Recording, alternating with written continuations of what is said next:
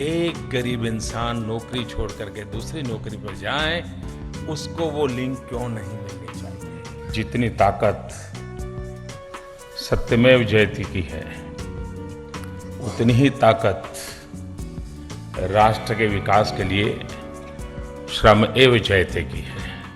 हमारे देश में आजादी से पहले और आजादी के बाद सामाजिक और राजनीतिक क्षेत्र में आमूलचूल बदलाव लाने और क्रांति की मशाल जलाने वाले सपूतों की फहरिस्त लंबी है। उन्हीं में से एक सपूत थे नैतिक प्रेरणा के स्रोत रहे पंडित दीनदयाल उपाध्याय। उन्होंने अपने चिंतन और कार्य कुशलता से न केवल भारत माता का मस्तक ऊंचा किया, बल्कि उनके द्वारा दिए गए एकात्म मानववाद का दर्शन आज पूरे विश्व को एकजुटता के सूत्र में बांध रहा है। दीनदयाल उपाध्याय के लिए राजनीति साध्य नहीं साधना थी। सामाजिक जीवन में पिछड़ेपन के खात्मे को लेकर उनके मन में एक अलग ही चेतना थी। उनका मानना था कि जब तक अंतिम पंक्ति में खड़े व्यक्ति का संपूर्ण विकास नहीं हो जाता, तब तक राष्ट्र के पुनर्निर्माण का सपना अधूरा है। खैर, प्रधानमंत्री नरेंद्र मोदी पिछले काफी सालों से पंडित दीनदयाल उपाध्याय के इसी सपने को पूरा करने की मंशा दिल में बसाए हुए बैठे हैं। पीएम मोदी का भी यही सोचना है कि जब तक कतार के अंतिम छोर पर खड़े व्यक्ति तक विकास नहीं पहुंचता, तब तक विकसित भारत का सपना देखना व्यर्थ होगा। लिहाजा प्रधानमंत्री नरेंद्र मोदी पंडित दीनदयाल उपाध्याय के सपने को अपनी जिम्मेदारी समझते हैं। यही वजह है कि साल 2014 में जब वो पहली बार देश के प्रधानमंत्री बने थे, तभी उन्होंने पंडित दीनदयाल उपाध्याय के नाम पर एक ऐसी योजना की शुरुआत की थी जो समाज के अंतिम छोर पर खड़े व्यक्ति तक विकास को पहुंचाने की बात को चरितार्थ करती है। जी हाँ, इस योजना की हम बात कर रहे हैं, उसका नाम है श्रमेव जयते योजना। मोदी सरकार को भरोसा है कि संगठित और असंगठित क्षेत्र के लाखों मजदूरों को दीनदयाल उपाध्याय के नाम पर शुरू हुई इस योजना से फायदा मिलेगा। योजना के तहत हर श्रमिकों को लेबर आइडेंटिफिकेशन नंबर भी दिया जाएगा। श्रम मंत्रालय ने संगठित और असंगठित क्षेत्र के मजदूरों के लिए इस महत्वाकांक्षी कार्यक्रम की जमीन तैयार की है। इस योजना की शुरुआत करते हुए प्रधानमंत्री नरेंद्र मोदी ने कहा कि श्रमेव जयते राष्ट्र के विकास के लिए है। श्रमेव जयते में सत्यमेव जयते की जितनी ही ताकत है। हमने श्रम को उचित दर्जा नहीं दिया, श्रमिकों को उचित दर्जा नहीं दिया गया। युवा पीढ़ी में विश्वास और भरोसा पैदा करने की दिशा में है ये एक प्रयास। लोगों में व्हाइट कॉलर जॉब को लेकर बहुत इज्जत होती है, पर श्रमिकों के लिए ये नजरिया बिल्कुल अलग है। हमें इसे ही बदलना होगा। हर मजदूर को पीपीएफ के लिए एक यूएएन यानी यूनिवर्सल अकाउंट नंबर मिलेगा, जो कंपनी बदलने के बाद भी नहीं बदलेगा। कुछ वैसे ही जैसे ये सुविधा मोबाइल पोर्टेबिलिटी में होती है। इस प्रोजेक्ट को बैंकिंग और इंडस्ट्रियल हाउसिंग से जोड़ा है। हमने इस योजना को लागू करने का काम पहले से ही पूरा कर लिया, अब सिर्फ लॉन्च कर रहा है। सरकार आशंकाओं से नहीं चलती, इसमें काम की शुरुआत भरोसे से होती है। हमने अपने श्रमिकों पर भरोसा दिखाया है, तभी आगे जा सकते हैं।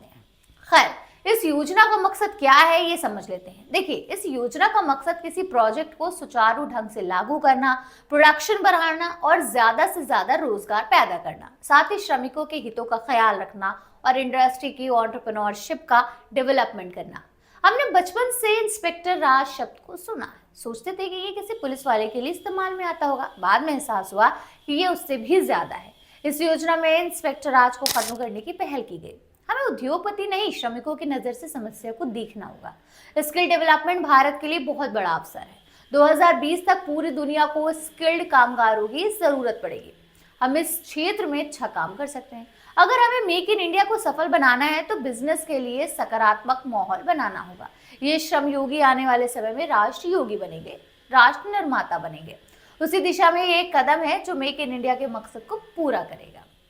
चलिए, अब आपको श्रमेव जयते योजना से जुड़ी कुछ खास बातें बता देते हैं। श्रम सुविधा यानी यूनिफाइड लेबर पोर्टल के तहत 6-7 लाख उद्योगों को सेल्फ सर्टिफिकेशन और सिंगल ऑनलाइन रिटर्न भरने की सुविधा होगी। साथ ही एक जिम्मेवार लेबर इंस्पेक्शन की योजना भी होगी। मजदूरों के पीपीएफ के लिए एक यूएन यानी यूनिवर्सल अकाउंट नंबर मिलता है, जो कंपनी बदलने के बाद भी नहीं बदलेगा। वोकेशनल ट्रेनिंग की सुविधा दी जाती है, जो स्थायी मांग और जरूरतों के हिसाब से तय होती है। अप्रेंटिस प्रोत्साहन योजना भी इसका हिस्सा होगी, जिसके तहत युवाओं को रोजगार मिलना आसान हो जाता है। राष्ट्रीय स्वास्थ्य बीमा योजना को असंगठित क्षेत्र के मजदूरों पर भी लागू किया जाता है। चलिए, अब श्रमेव जयते योजना से होने वाले फायदों के बारे में भी बात कर लेते हैं। श्रमेव जयते योजना के माध्यम से कर्मचारी भविष्य निधि के लगभग 4 करोड़ ग्राहकों के लिए पूरी जानकारी को केंद्रीय रूप से इकट्ठा की गई है।